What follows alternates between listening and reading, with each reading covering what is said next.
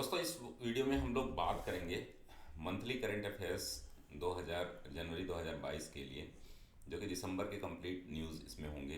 Part 1 इसमें हम देखेंगे और इसको हम लोग part 1, part 2, part 3, part 12 part में कवर करेंगे। चलिए दोस्तों शुरू करते हैं। नमस्कार दोस्तों, स्वागत है आपका अनअकैडमी यूपीपीएससी लाइव में। मैं आपका दोस्त धनंजय सिंह, अभियान सिविल सर्विसेज का फाउंडर, अभियान समसामयिकी का संपादक और अनअकैडमी का एजुकेटर, आप सभी का स्वागत करता हूँ। दोस्तों हम लोग बात कर रहे हैं यहाँ पर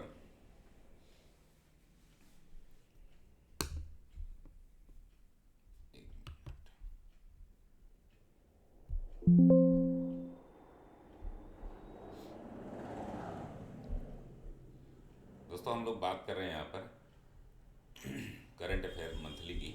और पहली न्यूज़ है हमारी, पराग अग्रवाल जो है ये सीईओ बने हैं आपके chief executive officer Jack Dorsey की जगह ट्विटर के। तो ये काफ़ी इम्पोर्टेंट पर्सन इन न्यूज़ में है, तो इसको आप देख सकते हैं। पराग अग्रवाल ने, इनकी क्वालिफिकेशन देख लेते हैं दोस्तों। आईआईटी बॉम्बे से ग्रेजुएशन किया है और स्टैनफोर्ड यूनिवर्सिटी से कंप्यूटर साइंस में पीएचडी की है। ट्विटर के साथ जुड़ने से पहले पराग अग्रवाल जो है याहू, माइक्रोसॉफ्ट और AT&T जैसी दिग्गज अमेरिकी कंपनियों के साथ काम कर चुके हैं। तो ये काफ़ी इंपॉर्टेंट पर्सनालिटी हैं। पहले नंबर पर पराग अग्रवाल, इनके बारे में हम लोग बात करेंगे। दूसरा देखते हैं दोस्तों, सतत विकास लक्ष्य शहरी सूचकांक डैशबोर्ड 2021-22, इसके बारे में डिटेल देखते हैं। तो नीति आयोग ने हाल ही में सतत विकास लक्ष्य यानी सस्टेनेबल डेवलपमेंट गोल्स शहरी सूचकांक और डैशबोर्ड 2021-22 लॉन्च किया है। इस सूचकांक में सबसे अधिक अंक प्राप्त कर शहरों की सूची में शिमला सबसे ऊपर है। कोयम्बटूर और चंडीगढ़ को दूसरे और तीसरे स्थान पर रखा गया है। कोयम्बटूर दूसरे स्थान पर है, चंडीगढ़ तीसरे स्थान पर रखा गया है। सूचकांक में शीर्ष 10 शहरों में तिरुवनंतपुरम, पणजी, पुणे, कोच्चि, तिरुचिरापल्ली, अहमदाबाद और नागपुर शामिल हैं। एसडीजी शहरी सूचकांक डैशबोर्ड 2021-22 23 नवंबर 2021 को नीति आयोग द्वारा लॉन्च किया गया था। इसको SDG urban index and dashboard जो है 2021-22 के लिए, ये 3 नाम आपको याद रखने हैं। शिमला सबसे टॉप पर है, फर्स्ट पर है आपका शिमला, सेकंड पर है आपका कोयम्बटूर और थर्ड पर है आपका चंडीगढ़। तो इन तीनों शहरों के नाम आपको याद रखने हैं। चलिए अगला टॉपिक देखते हैं दोस्तों। यह शून्य भूख यानी कि जीरो हंगर जैसे एसडीजी गोल्स क्या होते हैं। SDG goals, sustainable development goals, total 17 हैं। 17 गोल मैंने मेमोराइज कराया है आपको, मुश्किल से 5 से 10 मिनट लगता है। तो यह शून्य भूख यानी कि जीरो हंगर, गरीबी समाप्त करने, गुणवत्तापूर्ण शिक्षा, अच्छे स्वास्थ्य, लैंगिक समानता जैसे लक्ष्यों के 77 एसडीजी संकेतकों और 56 शहरी क्षेत्रों को रैंक करता है।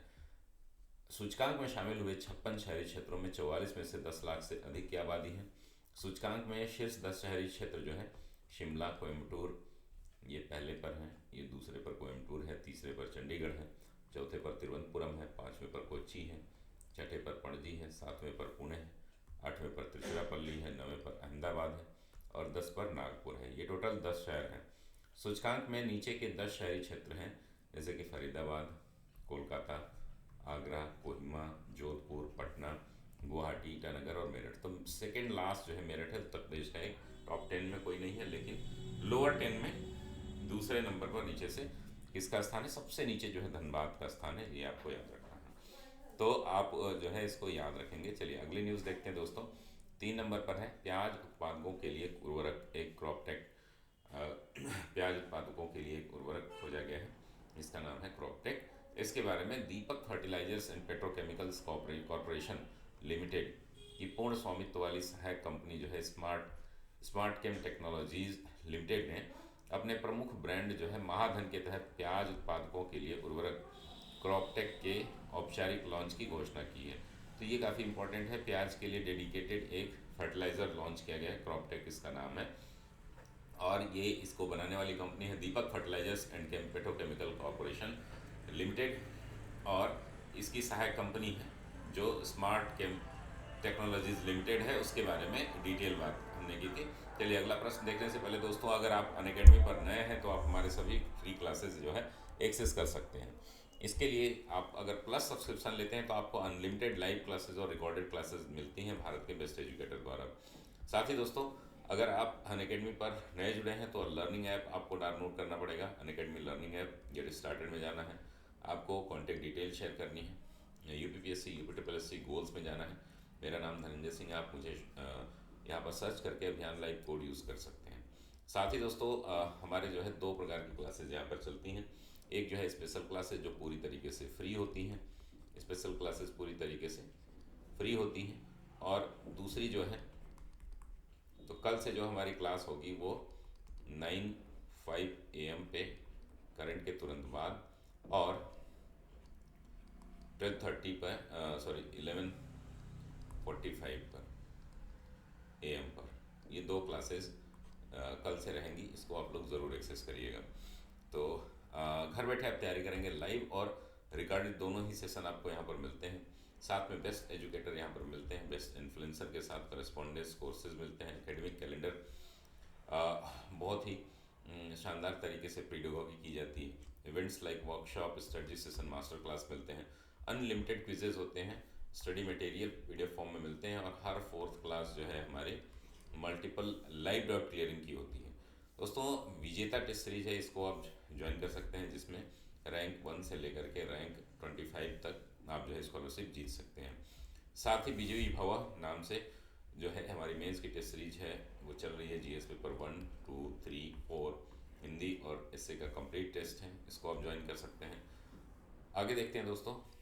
चौथा हमारा टॉपिक है सफ़ेद बौने, वाइट ड्वार्फ जिसको बोलते हैं। जब स्टार की बनने की प्रक्रिया होती है तो वाइट ड्वार्फ जो होते हैं एक स्तर है जिसपे जो है स्टार का फॉर्मेशन होता है। तो हाल ही में खगोलविदों की एक टीम ने सबसे तेज घूमने वाले सफ़ेद बौने की पुष्टि की है, जो हर 25 सेकंड में एक बार पूरा रोटेशन अपना कर लेते हैं।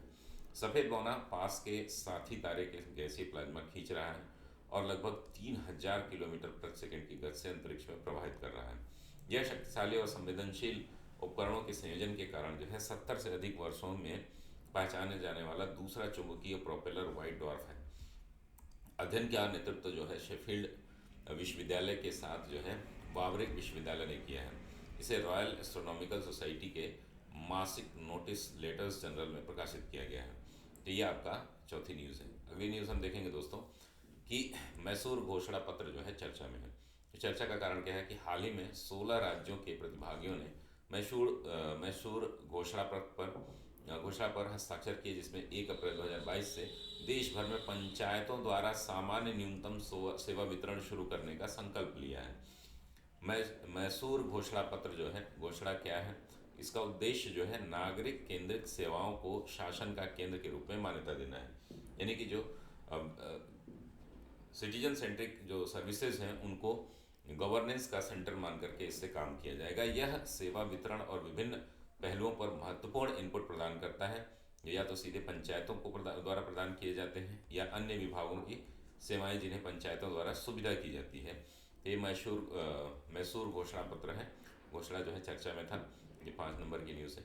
अगली न्यूज़ हम देखते हैं दोस्तों। मार्च 2022 तक प्रधानमंत्री गरीब कल्याण अन्न योजना का विस्तार किया गया है। केंद्रीय मंत्रिमंडल ने प्रधानमंत्री गरीब कल्याण अन्न योजना के विस्तार को 4 महीने और दिसंबर से 2021 से लेकर के मार्च 2022 के लिए मंजूरी दे दी है।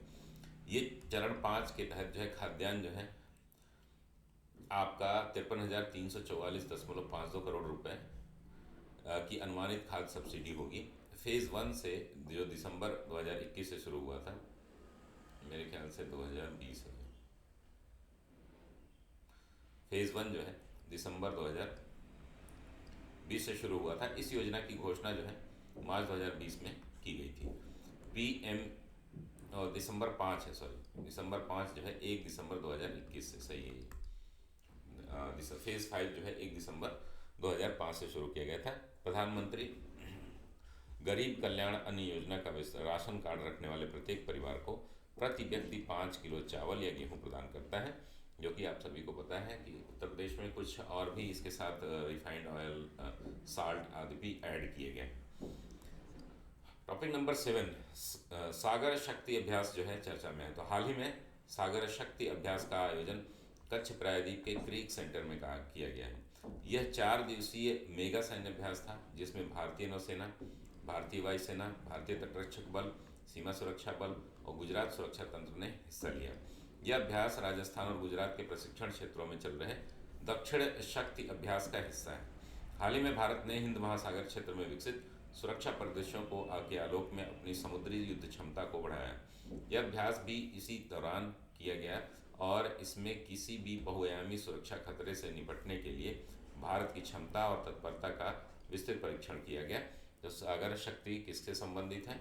तो यह कच्छ प्रायद्वीप में आयोजित किया गया। भारतीय नौसेना, भारतीय वायुसेना, भारतीय तटरक्षक बल, सीमा सुरक्षा बल और गुजरात सुरक्षा तंत्र ने इसमें पार्टिसिपेट किया। अगली न्यूज़ देखते हैं दोस्तों। CSIR जिज्ञासा के तहत वर्चुअल साइंस लैब जो है स्थापित किया गया। हाल ही में केंद्रीय विज्ञान और प्रौद्योगिकी मंत्री डॉक्टर जितेंद्र सिंह ने छात्रों को पूरे भारत के वैज्ञानिकों से जोड़ने के लिए CSIR जिज्ञासा कार्यक्रम के तहत इस वर्चुअल साइंस लैब को लॉन्च किया है। यह लैब छात्रों को अनुसंधान की सुविधाएं, बुनियादी ढांचे के बताने के लिए देश भर में CSIR प्रयोगशाला का एक आभासी दौरा प्रदान करेगा। अब इसमें क्या है दोस्तों कि जैसे जिज्ञासा के माध्यम से, जिज्ञासा विज्ञान महोत्सव के माध्यम से हम क्या करेंगे, इसमें ढेर सारी चीज़ें ऐसी हैं जो बच्चों को नहीं प्रदान की जाती, वो यहाँ पर प्रदान की जाएंगी। वैज्ञानिक सामाजिक उत्तरदायित्व को व्यापक और गहरा करने के लिए यह एक प्रमुख राष्ट्रीय स्तर की पहल है। इसमें क्या क्या प्रमुख जो है एक्टिविटीज़ शामिल होंगी? देखिए, केंद्रीय विद्यालयों में और अन्य जगह जो है प्रयोगशालाओं में, लैब में आप देखते हैं कि अनुसंधान बताने के लिए CSIR प्रयोगशालाओं का एक वर्चुअल कैंप जो है, बूट कैंप लगाया जा रहा है, जिसके लिए जिज्ञासा विज्ञान महोत्सव 2022 नेशनल साइंटिफिक क्रेडिबिलिटी कॉम्पिटिशन, ये सारी चीज़ें जो है जिज्ञासा CSIR आज़ादी का अमृत महोत्सव के रूप में मना रहा है। अब इस कार्यक्रम में शामिल जो गतिविधियाँ होंगी उसमें क्या क्या चीज़ें शामिल हैं? तो पहला है लैब विशिष्ट गतिविधियाँ, यानी कि ऑन साइट प्रयोग होंगे इसमें, ठीक है। दूसरा जो होगा वह शिक्षक वैज्ञानिक के रूप में और वैज्ञानिक शिक्षक के रूप में विद्यालयों के रूप में, शिक्षक वैज्ञानिकों के रूप में कार्य करेंगे और वैज्ञानिक शिक्षकों के रूप में, टीचर एज ए साइंटिस्ट और साइंटिस्ट एज ए टीचर। और तीसरा जो होगा इसमें विद्यालयों व आउटरीच कार्यक्रमों में वैज्ञानिकों का दौरा होगा, टिंकरिंग प्रयोगशालाएं होंगी, विज्ञान और गणित क्लब लगाए जाएंगे और भी अन्य चीज़ें जो है इसमें शामिल होंगी। नवा न्यूज़ है दोस्तों, भारतीय बैडमिंटन खिलाड़ी प्रकाश पादुकोण को विश्व प्रसिद्ध भारतीय बैडमिंटन खिलाड़ी हैं, इनको जो है लाइफ टाइम अचीवमेंट अवार्ड जो है सम्मानित किया गया है बैडमिंटन बोर्ड फेडरेशन द्वारा। तो विश्व के पूर्व नंबर 1 खिलाड़ी रह चुके हैं ये। पहली बार भारतीय विश्व चैंपियनशिप पदक विजेता प्रकाश पादुकोण ने बैडमिंटन के विकास में महत्वपूर्ण योगदान दिया है। वर्ष 2018 में उन्हें भारतीय बैडमिंटन संघ द्वारा लाइफ टाइम अचीवमेंट अवार्ड से भी सम्मानित किया गया था, ये भी आपको ध्यान में रखना है। अभ्यास दोस्ती क्या है दोस्तों? तो भारत, मालदीव और श्रीलंका, तो 3 देश इसमें शामिल हैं दोस्ती में, और ये दोस्ती का त्रिपक्षीय तटरक्षक यानी कोस्ट गार्ड जो है 15वां संस्करण मालदीव में चल रहा है। 2021 में इन अभ्यासों की शुरुआत जो है कि 30 साल हो गए। भारत, मालदीव, श्रीलंका त्रिपक्षीय दोस्ती का उद्देश्य क्या है? दोस्ती को मजबूत करना, आपसी परिचालन क्षमता को बढ़ाना और इंटर ऑपरेबिलिटी का अभ्यास करना, और मालदीव, भारत और श्रीलंका के तटरक्षकों के बीच सहयोग का निर्माण करना है। मालदीव और श्रीलंका दोनों भारत और इसके समुद्री सुरक्षा हितों के लिए रणनीतिक महत्व के हैं। 1991 में पहली बार इसे शुरू किया गया था और कई वर्षों तक जो है ये अभ्यास द्विपक्षीय थे, इसमें भारत और मालदीव तटरक्षक शामिल होते थे। 2012 में श्रीलंका पहली बार इन अभ्यासों में शामिल हुआ, तब से वह एक त्रिपक्षीय अभ्यास हो गया है। तो ये दोनों पॉइंट आप नोट करिएगा। 1991 में ये शुरुआत हुई थी, 2011 तक जो है यह बायलैटरल था, यानी कि 2 देश जो है भारत और मालदीव इसमें शामिल हुआ करते थे। लेकिन अब 2012 में श्रीलंका जब से शामिल हुआ गया, इसको ट्राइलेटरल बोला जाता है, त्रिपक्षीय युद्धाभ्यास बोला जाता है। दोस्तों, हमारे यहाँ अगर आप अनअकैडमी पर सब्सक्रिप्शन लेते हैं तो कौन कौन से बैच कोर्सेज मिलते हैं उनके बारे में हम डिटेल जानकारी ले लेते हैं। दोस्तों, हमारे रिकॉर्डेड सेशन मिलेंगे जिसमें हमारे सभी टॉप एजुकेटर जो है अपने ऑप्शनल कराएंगे। मैं आपको दर्शन शास्त्र वैकल्पिक विषय कराता हूँ। 204 घंटे में इसको मैंने कंप्लीट कर दिया है। 102 क्लासेस हैं, इनको आप देख के ढेर सारे अपनी क्लासेस जो है कर सकते हैं। गौरव शुक्ला जो है पब्लिक एडमिनिस्ट्रेशन कराते हैं, निरंकार सर जो है ज्योग्राफी, सूर्यवंशी सर हिस्ट्री कराते हैं, अमरनाथ सर जो है हिंदी लिटरेचर, और मुकेश सर जो है वो सोशियोलॉजी कराते हैं। ये सभी हमारे टॉप एजुकेटर हैं। अब यहाँ पर GS paper 1, GS paper 2, GS paper 3, GS paper 4, SA और हिंदी का कंप्लीट बैच चलाया जाता है। इसमें आप देख सकते हैं कि अभी जो है हमारा 27 जनवरी से ये शुरू हुआ है बैच, इसको आप ज्वाइन कर सकते हैं। आर के सूर्यवंशी सर हिस्ट्री पढ़ाएंगे इसमें, और सभी एजुकेटर हैं, सब अपनी अपनी क्लासेस लेंगे। मैं इसमें करंट अफेयर्स पढ़ा रहा हूँ, और यूपीपीएससी आरओ मेंस के लिए भी मैं करंट अफेयर्स की पूरी क्लास ले रहा हूँ, तो इसको आप लोग ज़रूर ज्वाइन करिएगा। चलिए अगली न्यूज़ देख लेते हैं दोस्तों कि AK-203 असाल्ट राइफल जो है इसके बारे में ये डिटेल में देख लेते हैं। तो रक्षा मंत्रालय ने रूस के साथ 5,000 करोड़ रुपए के AK-203 असाल्ट राइफल सौदे की मंजूरी दे दी है। इस सौदे के तहत 7.5 लाख राइफलों का उत्पादन उत्तर प्रदेश के अमेठी की एक फैक्ट्री से होगा। यह राइफल भारतीय सेना द्वारा कई दशकों से उपयोग में लाई जा रही इंसास राइफल की जगह लेगी। इंसास थोड़ी हैवी थी, इससे जो है थोड़ी लाइट वेट होगी और एडवांस होगी। ये भारतीय सेना को 7.5 लाख AK-203 असाल्ट राइफल की ज़रूरत है। इंसास राइफल बिना मैगजीन और बेयोनेट के भी 4.15 किलोग्राम वजन की है, जबकि AK-203 जो है का वजन जो है 3.8 किलोग्राम है। इंसास राइफल की लंबाई 960 मिलीमीटर है, जबकि AK-203 की जो लंबाई है वो भी कम है, 705 मिलीमीटर है। तो ये हल्की भी है और लंबाई में भी कम है और मजबूत भी है।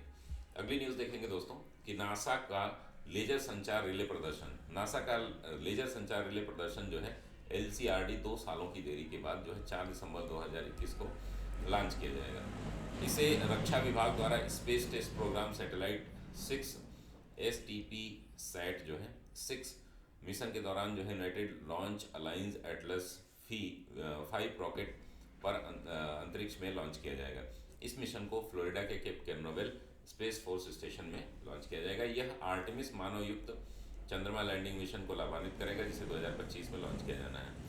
इस लेजर मिशन की योजना है कि 2011 में इसे मंजूरी दी गई थी। अब देखिए नासा ने जो जो मिशन होता है, रिले ट्रांसमिशन, वो होता क्या है कि अगर हम किसी सैटेलाइट से इंफॉर्मेशन प्राप्त करना चाहते हैं, चाहे वो पृथ्वी पर हो चाहे वो अंतरिक्ष स्टेशन में हो, तो हम ये अब जो है लेज़र गाइडेड, यानी कि लेज़र से जो है हम अब ये चीज़ें पाएंगे। यहाँ पर देखिए जैसे हाईलाइट किया गया है, ये लेज़र है, लेज़र बीम द्वारा जो है हम इन चीज़ों को रिकॉर्ड कर सकते हैं। तो इस मिशन की शुरुआत 2011 में इसकी मंजूरी दी गई है। अब ये माना जा रहा है कि आर्टेमिस मिशन में भी काफ़ी सपोर्ट करेगा। चलिए तंजावुर में सामाजिक अधिकारिता शिविर की स्थापना की गई, इसके बारे में आइए बात करते हैं कि भारत सरकार के सामाजिक न्याय एवं अधिकारिता मंत्रालय की ADIP योजना के तहत हाल ही में दिव्यांगजन सशक्तिकरण विभाग द्वारा एलिम्को और जिला प्रशासन तंजावुर के सहयोग से तमिलनाडु के तंजावुर जिले के कावेरी कल्याण मंडपम में दिव्यांगजन को सहायता और सहायक उपकरणों के वितरण के लिए एक सामाजिक अधिकारिता शिविर का आयोजन किया गया। कोविड-19 महामारी के मद्देनजर जो है विभाग द्वारा तैयार की गई मानक संचालन प्रक्रिया SOP का पालन करते हुए ब्लॉक पंचायत स्तर पर 1,705 दिव्यांगजनों को 1.48 करोड़ रुपए मूल्य की कुल 3,270 सहायता और सहायक उपकरण निःशुल्क वितरित किए गए हैं। तो ये तंजावुर में जो हमारा सामाजिक अधिकारिता शिविर जो है, इसके बारे में हमने डिटेल में देखा। चलिए नेक्स्ट न्यूज़ में देख लेते हैं। कपड़े, परिधान और जूते पर एक समान जो है GST की दर हो गई। तो अभी हम देख रहे थे कि इनडायरेक्ट टैक्सेस जो है केंद्रीय अप्रत्यक्ष कर और सीमा शुल्क बोर्ड ने कपड़े, परिधान और जूते पर एक समान वस्तु और सेवा कर की जो कर दी है वो 12% कर दी है। इसमें क्या है दोस्तों कि नई दर का उद्देश्य क्या है, उल्टे शुल्क ढांचे को ठीक करना, और बदली हुई दरें जो है 1 जनवरी 2022 से लागू हो चुकी हैं। इससे पहले जो है 1,000 रुपये तक के कपड़े और प्रति जूते की जोड़ी के लिए GST जो है 5% लगता था, अब इसकी दर बढ़कर के 12% हो गई है।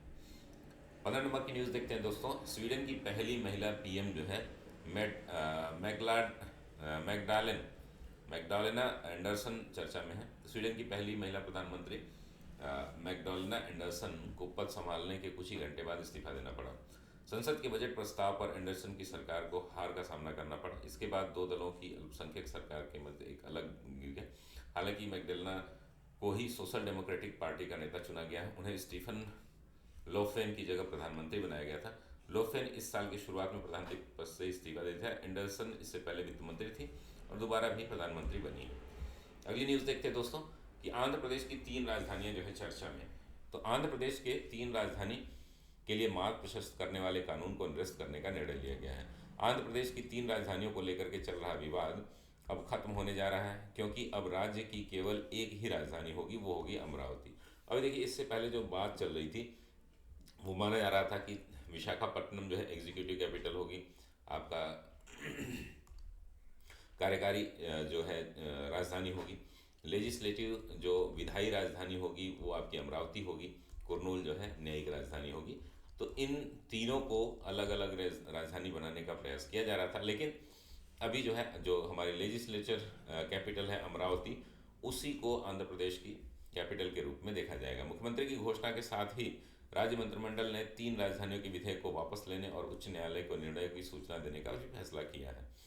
तो ये हो गई 16 नंबर की। 17 नंबर पर देखेंगे दोस्तों, रिवर सिटीज अलायंस आरसीए चर्चा में है। तो हाल ही में जल शक्ति मंत्रालय ने आवास और शहरी मामलों के मंत्रालय के साथ मिलकर के river cities alliance RCA launch किया है। यह भारत में नदी शहरों के लिए शहरी नदियों के सतत प्रबंधन के लिए विचार, चर्चा और सूचनाओं का आदान प्रदान करने के लिए एक समर्पित मंच है। यह दुनिया में अपनी तरह का पहला गठबंधन है जो 2 मंत्रालयों यानी जल शक्ति मंत्रालय और आवास और शहरी मामलों के मंत्रालय की साझेदारी का प्रतीक है। तो रिवर सिटीज अलायंस जो है, इसमें जल शक्ति मंत्रालय और आवास और शहरी मामलों के मंत्रालय जो है इसमें शामिल है। गठबंधन के 3 व्यापक विषयों पर ध्यान केंद्रित रहेगा: नेटवर्किंग पर क्षमता निर्माण और तकनीकी सहायता। नेटवर्किंग, क्षमता निर्माण और तकनीकी सहायता। गठबंधन का सचिवालय जो है एनएमसीजी के समर्थन से राष्ट्रीय शहरी मामलों के संस्थान में स्थापित किया जाएगा। अगला हम देख लेंगे दोस्तों कि सोलोमन द्वीप समूह जो है प्रशांत महासागर इस समय चर्चा में है। तो हाल ही में ऑस्ट्रेलिया ने घोषणा की है कि वह सरकार विरोधी प्रदर्शनकारी द्वारा तालाबंदी के आदेशों की अवहेलना करने और हिंसक विरोध प्रदर्शनों के में दूसरे दिन सड़कों पर उतरने के बाद मदद करने के लिए सोलोमन द्वीप समूह में पुलिस, सैनिक और राजनयिकों को भेज रहा है। सोलोमन द्वीप एक क्या है, सोवरिन राज्य है, यानी कि एक स्वतंत्र सोवरिन स्टेट है, संप्रभु है, जिसमें 6 प्रमुख द्वीप हैं। ओशनिया के 900 से अधिक छोटे द्वीप शामिल हैं जो पापुआ न्यू गिनी के पूर्व में स्थित है। देश का नाम जो है सोलोमन द्वीप समूह के से लिया गया है, जो मेलानेशिया द्वीपों का एक संग्रह है, जिसमें उत्तरी सोलोमन द्वीप, पापुआ न्यू गिनी का हिस्सा भी शामिल है। लेकिन इसमें रेनेल और बेलोना और सांता क्रूज द्वीप जैसे बाहरी द्वीप शामिल नहीं है। तो ये आपका है, आपका सोलोमन आइलैंड, इसका जो है ओनियारा इसकी राजधानी है। तो ये पैसिफिक ओशन में पड़ता है सोलोमन द्वीप। यहाँ पर लॉकडाउन के दौरान जो है झगड़े हो गए थे, मारपीट बवाल हुआ था, इसके कारण जो है यहाँ पर ऑस्ट्रेलिया को अपनी सैन्य शक्ति का प्रयोग करना पड़ा। 18 नंबर पर यह है। द्वीप पर्यावरण के प्रति संवेदनशील और सांस्कृतिक रूप से महत्वपूर्ण भूगोल है, जो संरक्षित यूनेस्को विश्व धरोहर की सूची में भी शामिल है। यूनेस्को के अनुसार ईस्ट रेनले द्वीप दुनिया के सबसे बड़ा उठा हुआ मूंगा एटॉल है। मूंगा एटॉल जो है कोरल रीफ की एक प्रकार है एटॉल। इंटरपोल चर्चा में है। तो हाल ही में इंटरपोल द्वारा जो है केंद्रीय अन्वेषण ब्यूरो सीबीआई के विशेष निदेशक प्रवीण सिन्हा को अपनी कार्यकारी समिति के एशिया के लिए एक प्रतिनिधि के रूप में चुना गया है। इंटरपोल के बारे में हम देख लेते हैं कि अंतर्राष्ट्रीय आपराधिक पुलिस संगठन अथवा इंटरपोल 194 सदस्यीय अंतर सरकारी संगठन है। अंतर सरकारी, इसका मुख्यालय फ्रांस के लियोन शहर में है। इसकी स्थापना 1923 में हुई थी। अंतर्राष्ट्रीय आपराधिक पुलिस आयोग के रूप में इसकी गठन किया गया था। 1956 में इसे इंटरपोल कहा जाने लगा। भारत जो है 1949 से इस संगठन में शामिल हुआ था। इसके सबसे पुराने सदस्यों में से एक है। अगली न्यूज़ देखने से पहले दोस्तों, अगर आप सब्सक्रिप्शन लेना चाहते हैं तो सब्सक्रिप्शन के लिए इन सभी के लिए एक मात्र सब्सक्रिप्शन है, कोई अलग से सब्सक्रिप्शन नहीं देना होता है। 24 महीने की जो फीस होती है वो आपकी 13,600 है, जिसमें आपको ₹240 फीस देनी होती है। 12 महीने की फ़ीस जो होती है 9,350 है, 8,415 देनी होती है। 6 महीने की फ़ीस जो है वो 7,650 है, आपको देना होता है 6,885। और 3 महीने की फ़ीस जो है 4,250 होती है, देना होता है 3,825। 1 महीने की फ़ीस जो है ये 1,700 है, आपको देना होता है ₹1,530 प्रति मंथ के रूप में ये मिलता है। 1 महीने के लिए अगर आप लेंगे तो महंगा पड़ेगा, जितना ज़्यादा आप लेते हैं तो मेरा रिकमेंडेशन रहता है कि आप 24 महीने की फ़ीस लीजिए। 13,600 फीस है, उसमें आपको 12,240 देने होते हैं। घर बैठे बीपीएससी और यूपीपीएससी की तैयारी आप एक साथ कर सकते हैं अकेडमी पर। यूपीपीएससी, यूपीएससी जो है और बीपीएससी के सभी live classes, test series, quizzes, structured course UPPSC, UPSC सभी के लिए आप देख सकते हैं। साथ ही दोस्तों अनअकैडमी यूपीपीएससी आपके लिए ढेर सारे चैनल पे हम प्रोग्राम लाते हैं, इनको आप लाइक शेयर कमेंट किया करें। और इसके लिए आप जो है हमारे अनअकैडमी यूपीपीएससी चैनल को लाइक करें, शेयर करें, सब्सक्राइब करें। एक लास्ट न्यूज़ होगी, उसको हम लोग देख लेते हैं कि इंग्लिश चैनल जो है चर्चा में है। इंग्लिश चैनल अटलांटिक महासागर का एक भाग है। यह द्वीपीय ब्रिटेन, यूनाइटेड किंगडम का हिस्सा है और उत्तरी फ्रांस से इसको अलग करता है। यह उत्तरी सागर का अटलांटिक महासागर से जोड़ता है। उत्तरी सागर को ये देखिए, स्ट्रेट ऑफ डाउस नॉर्दर्न सी को अटलांटिक सी से जोड़ता है। और इसकी लंबाई जो है कुल 350 मील है। डोवर जल डमरूबंध में सर्वाधिक संकरा है ये इंग्लिश चैनल, इसका नाम है। और आगे की जो न्यूज़ है हम लोग दूसरे वीडियो में देखेंगे। तब तक के लिए धन्यवाद दोस्तों। स्वस्थ रहिए, मस्त रहिए, व्यस्त रहिए।